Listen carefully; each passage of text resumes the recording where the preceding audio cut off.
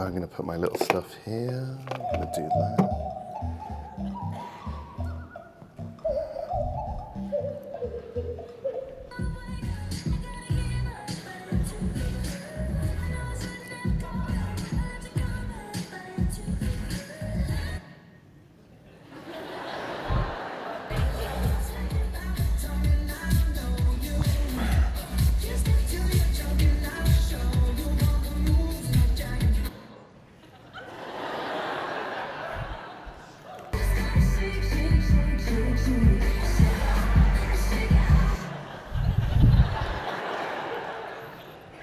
So you can see I have a big problem. I have a real big problem that I am obsessed with putting eyeballs on things whenever I get the opportunity, or make that opportunity for myself. I do it all the time. Do it when I'm having snacks.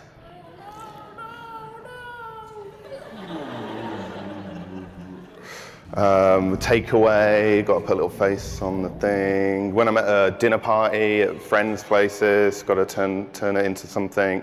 In a restaurant, just any opportunity. I'm Mr. Tomato. It's on my family. In the supermarket, in all stickers, with anything. Doesn't whatever I've got to hand. Even with leftovers, just making stuff, putting stuff together, reordering it, turning it into character, turning it into little funny shapes and things. But definitely doing it digitally has accelerated the amount that I make. And I've been making so many of these, just so many, all the time, 4th of July. In the street, just walking around, seeing something, putting a little GIF on it, or chasing after a truck because it looks like it's got a mouth, or eating a train. Yummy, yummy, yummy, a lovely train full of iron. Just everything all around me, and it's maybe become a bit too much. Trash cans, all that horrible single-use plastic. It's all fascinating. I'm fascinated by everything. There's a lot of junk in New York, so that's useful for turning into things. And it's all invasive. And when I travel and I go places, or I go back to the UK where I'm from, just do even more, because everything's new and interesting and unusual again, and you just kind of want to do it at the doctor's. Do it at the doctor's. Waiting for important test results, a bit anxious, turn make a little character in there. So it's all the time, seeing things all the time, making stuff all the time.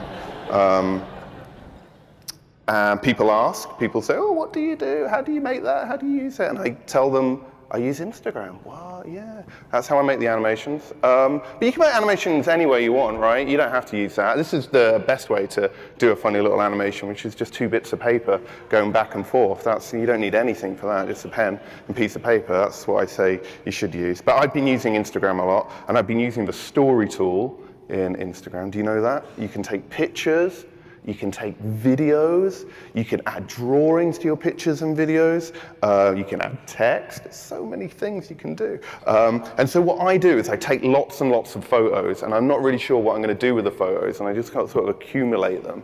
And then I will review them at a later time, and I'll think, what can I make with this photograph? And I might draw a little thing. So I draw a little worm with just a little mark, and I'm like, oh yeah, it looks like the pigeons are now eating stuff. And I might add a bit of text, and I might say, oh yes, a delicious worm. And then, oh no, that's my worm. And just a little line, and then suddenly you've got some character, a little bit narrative, stuff's going on. Oh no, you're gonna break it. Barry up. And that's how I spend my life. That's what I'm doing. And you do it with videos as well. I'm taking video. I'm in the park, people are going to work, and I'm taking little videos of squirrels, wondering what will happen. And then I add the thing in afterwards. And it's like a little puzzle or a little conundrum or something. You set it up, and then you're like, what can I do with this video? And you're like, yes, this is what will happen. So I didn't plan for that, but I kind of reacted. It was a very well-behaved squirrel. You can do this with anything. So I like finding the sort of found images or reappropriating stuff. So you can screen grab things and then draw on it. And I like to do this particularly with fashion images and photographs from premieres and stuff, because people are always dressed in a very sort of elaborate way. And I think it's a lot of fun, actually. Fashion is fun because it's so ridiculous and silly. And I like that kind of thing. So, and you can play with it, especially if it takes itself seriously. I did this over for Valentine's. I posted some like romantic film things and drew a little hot dog man. And the reason I draw the hot dog actually is because it's just a little it's just a little swipe of the finger. It's very easy to draw. It's just a pink line, so it's very easy. I didn't mean that to look rude, but it was just.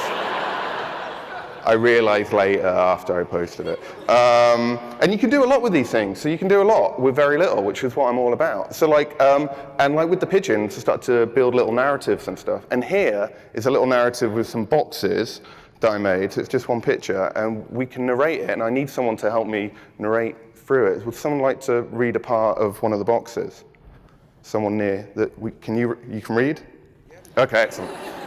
All right, so you're going to be. I'll be this box, you be the other box, okay? So I'll be top box. So this is like, again, I just took this photo and I didn't really know what I was going to do with it. And then I just started playing with the boxes. So first they're so glad to see you. Oh, I'm in the way. And then once they've taken what they want, that's it. Oh, wow. It's a real pathos in this. Out onto the curb. Sitting cardboard all day, just waiting. Jeez, this is amazing. I mean, you're hoping a dog won't whiz on you. Hey, maybe we're going to be picked up for recycling. Hey, what's wrong with recycling? Nothing. Except a lot of recycling ends up in the landfill. Mm-hmm. Landfill? Isn't that where the giant rats live? Recycling used to get sent to the Far East on a massive trawler. That doesn't sound very environmentally friendly. Don't tell the humans. No one wants to buy their waste anymore. Still, it's exciting to think about what you might become, right? All I wanted to be was a good box. I've been a good box.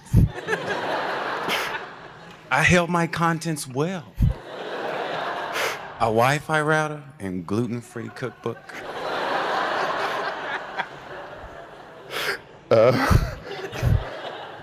If I could be recycled, I'd like to be a pizza box.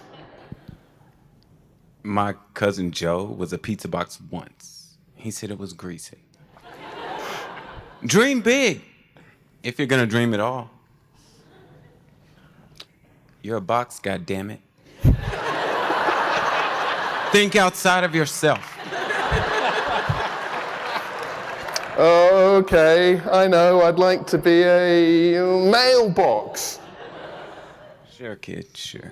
All right, that's amazing. Thank you. What's your name? David Walker. Thank you very much.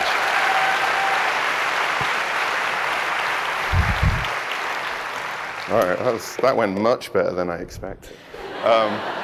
Thank you. Wow. Anyway, so back to the thing. So in the stories, you can do all those things. You can add GIFs, which I mentioned before, which you can pin onto things, and then they'll stick in the place, which is really incredible. Because, like, you know, in the old days, you would have to use After Effects, and now you can just use this little app in your phone. And then there's the selfie sticker. Who here likes the selfie sticker? Who uses the selfie sticker? No one. I think no one uses the selfie sticker. It's the most stupid sticker in the world. And if you're going to use a stupid sticker, you should use it in a really stupid way, which is what I like to do with it. Because I feel it's a really obnoxious idea to have a selfie sticker, so you should use it for obnoxious means. I use it a lot at the airport when I'm bored, or when I'm surrounded by a lot of like advertisement posters and things. Like, I think that's what it really calls for. And you don't have to put it on faces. You can put it on anything. You can put your face on anything. What an age we live in. It's really quite magical. Or you don't even have to. You could just be a giant head. Because that's what we all want to do, is consume people exercising in McCarran Park. But the place I use the selfie sticker the most is the subway. Because the subway is amazing. There's lots of faces that you can put your face on, and then I can be in the subway, you can be in the subway, we can all be in the subway together. It's a really great thing. We're all the same. You're on your phone, I'm on my phone. It's a real level of people. And people message me when I post these things, oh, how do you take these without people noticing you? It's because they're on their phones. We're all on our phones. No one's noticing. You can do anything. It's incredible. Apart from this person. They were not on their phones, but they made the mistake of staring right at me for a while. And I was weak, and I couldn't resist. So I decided I would take that picture. But there is something wrong with me. Let's get back to that. Something wrong, that I spill something, and then it's like, oh, before I clean it up, got to take a little picture, got to turn it into something. That when I go to the supermarket, I mean, why, you know, before I go in, I'm like, oh, it's hot dogs everywhere. Hot dogs. Hot dogs. And I just can't relax, and I can't stop seeing opportunities for just playing with the stuff around me. It's become an obsession. So we just see it everywhere, and it sometimes feels as if I'm not really doing it.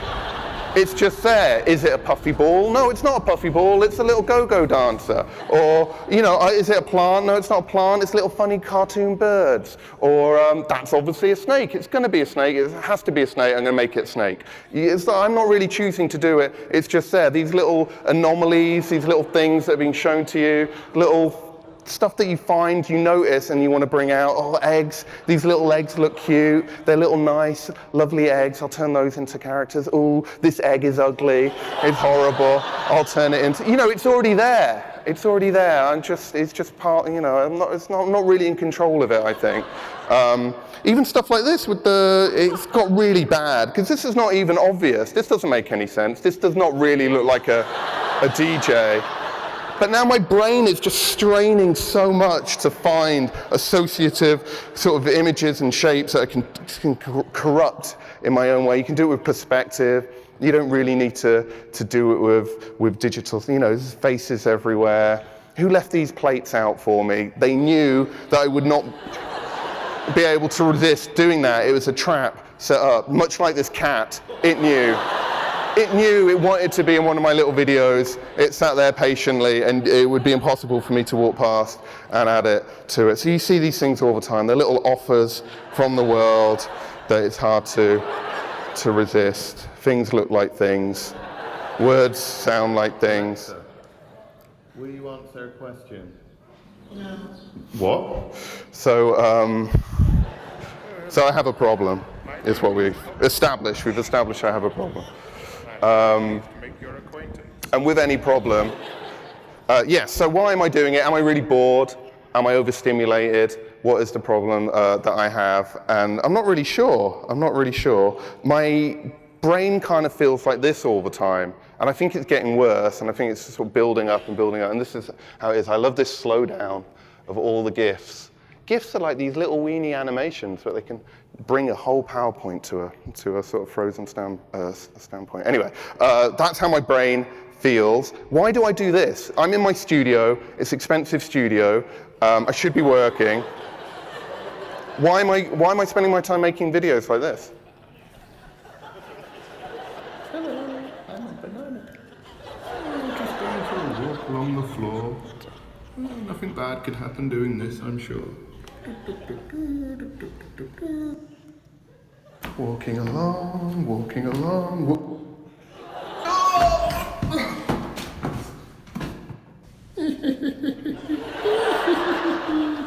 That's the benefit of no one, right? I spent an afternoon doing that. Who is to blame for this? Who is to blame for my problems?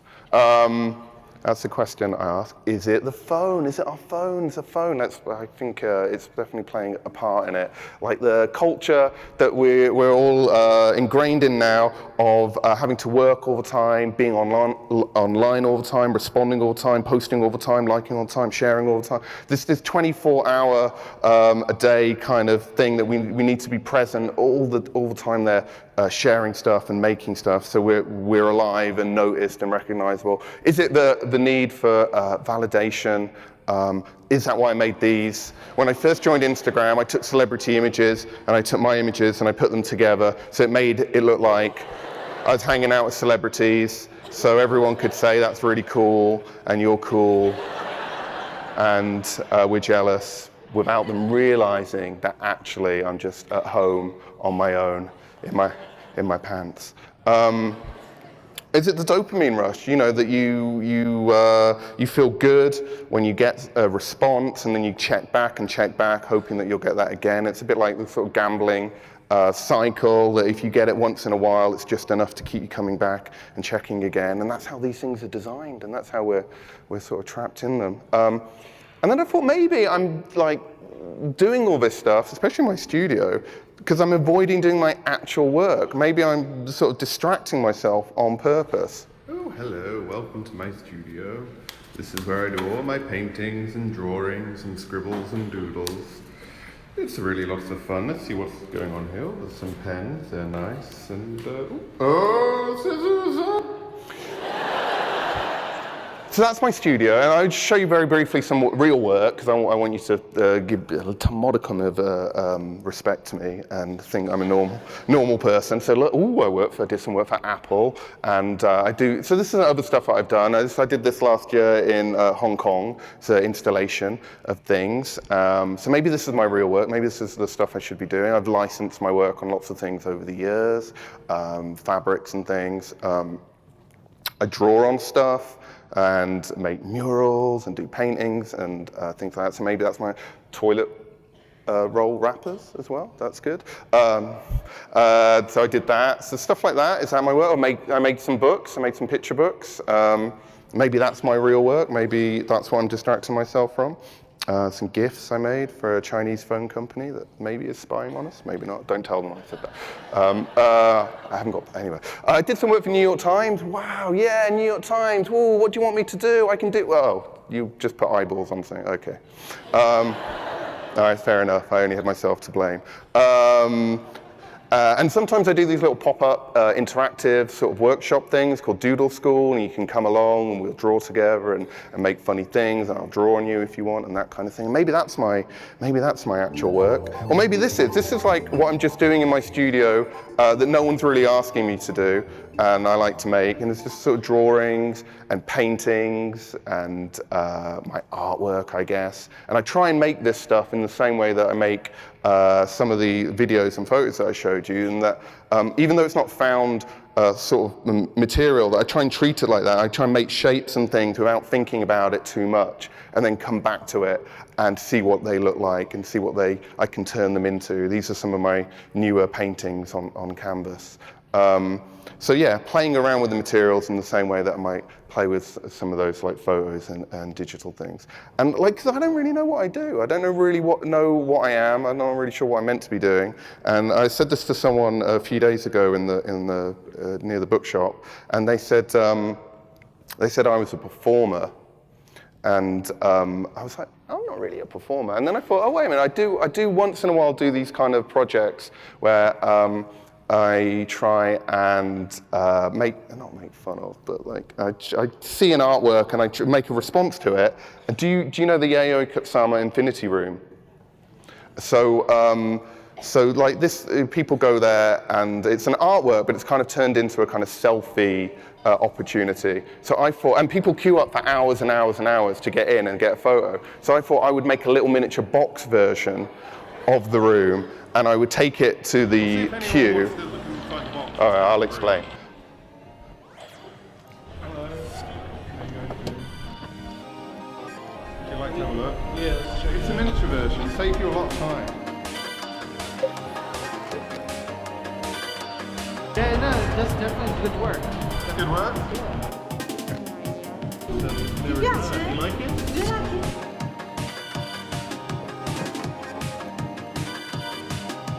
It was quite satisfying, actually. It looks like water droplets on the inside and top and the bottom. I made my own. Lovely. Thank you. Have you been inside? Yeah. What's it called? Did you mind? Which is cooler though? You're cooler. You want to look inside the box? Please. Or you can just look in here and just go and get lunch. All right, skip forward a little bit, but yeah, that's a little box. People really enjoyed it. Hello. Would you like to look inside the infinity box? Yeah. No one left the queue though, sadly. Wow. I know.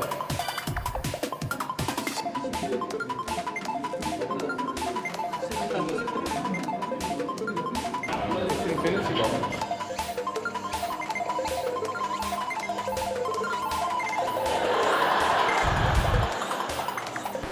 Everyone was loving it, totally enjoying Infinity Box, but now it's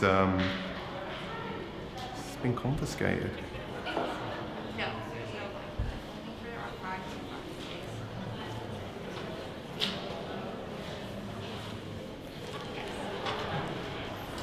Thank you very much. All right, so that's Infinity Box. Maybe that's my real work, right? Maybe. This definitely isn't my real work. This is me just showing off. Like, I could draw something with two hands at the same time because I really want you to like me.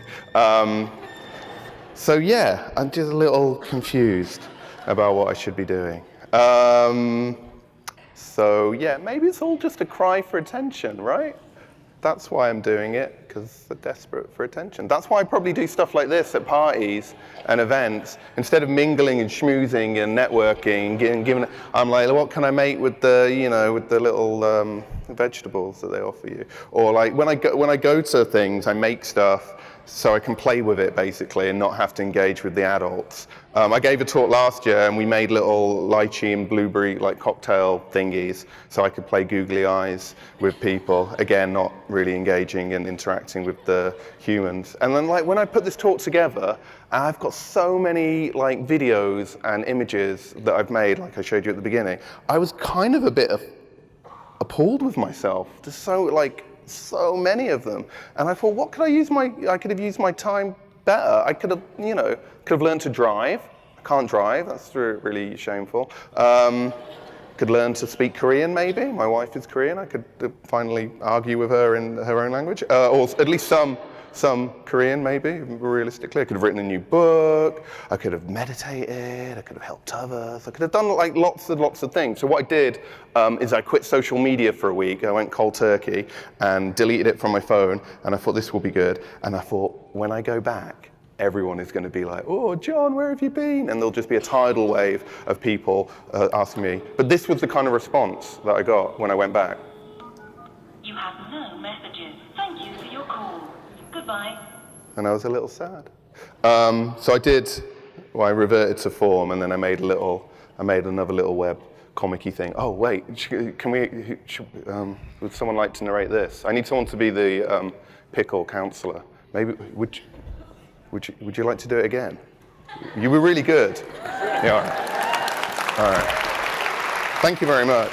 All right. So you're the therapist, Pickle. Oh. So this is you. All right, I'm first. All right, Pickle. Yeah, you're Mr. first. Pickle. Yeah. It's good to see you. Oh.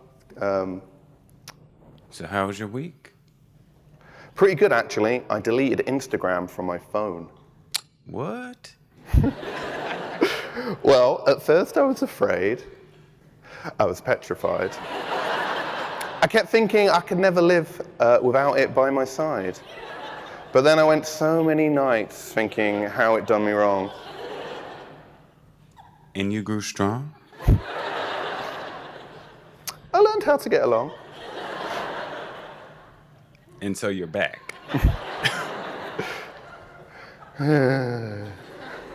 And how did you feel? I was disconnected at first, but then it was really great. I think I was less stressed and anxious. My eyes felt better. I had more creative energy. I was reading more. I was less distracted. Started writing my book again. The one about crime-solving pickle? Yeah, brine and punishment. So what happened? What made you want to come back? Actually, the same thing that turned me away is the same thing that brought me back. the need to maintain a presence. So once you're gone, no one really cares and what you're up to, and you have to constantly be sharing, liking, commenting. It can be overwhelming. I'm only one pickle, and I don't want to spend my days glued to my phone. It makes me sad. I think I need more self-control. But the whole app is designed to make you keep coming back. It rewards constant engagement. Well, that's all the time we have today. Wait, can't you give me a solution? That's not how this works. Will you be okay? Yeah, I guess. I'll survive. Thank you very much. Big round of applause. Thank you. All right. So the response to that was like really, really great, and a lot of people wrote to me saying how they could relate to that feeling. Also, a lot of people asked me if I was going to make Brine and Punishment as a book or and I was definitely not going to do that. It's too difficult. But yeah, it was really like a lot of people were talking about it.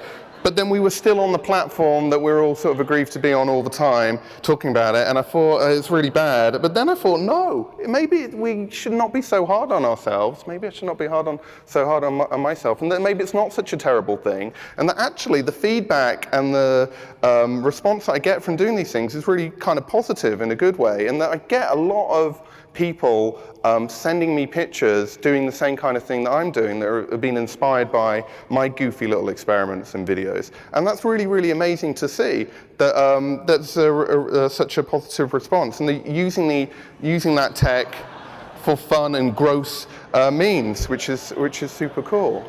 Sometimes ripping me off wholesale. Hello. But that's okay, that's really good. Almost feel as if these guys are doing it, then I don't really need to anymore, and that's a sort of weight off my shoulders. They can do it. Got a fluffy, never been sent a dick pic before. And I thought about it, and I thought, wait a minute, this is actually what I'm all about. This is like, what is it that I do? What is it I like doing? I really like sharing creativity, encouraging people to be creative. And on my stories, I might post an ice cream cone and invite people to add toppings to it, or I might post like an object that I see in the street and ask people, what is it you see? How would you respond to that? Which is really good. And I thought, oh yeah, so I made this book, It's Great to Create, which is all about encouraging creativity, it's a much more analog way, but I'm like, oh, maybe that's okay. Maybe that's what I'm doing across all my different practices, all my different platforms, and that's really what I'm doing. I posted this last summer. It's really hot and horrible in New York, as it is most summers. I didn't ask anyone to respond to it in any way, but a really interesting thing happened is that people started putting caps on their heads and sending it back to me. And then it sort of developed into its own little challenge. And people invented their own hashtags, challenged by Jon Burgerman. I didn't ask anyone to do that. But it was really amazing. And people were putting cats on their heads, and I was trying to write funny things and like sharing it. And like this guy put a cat on his head. He's got the little, reference image on his laptop there, just to remind himself how to do it. I thought this was my funniest little response. Blue is the warmest color? The moon? No, doesn't matter. Anyway, this guy put a cat on his head.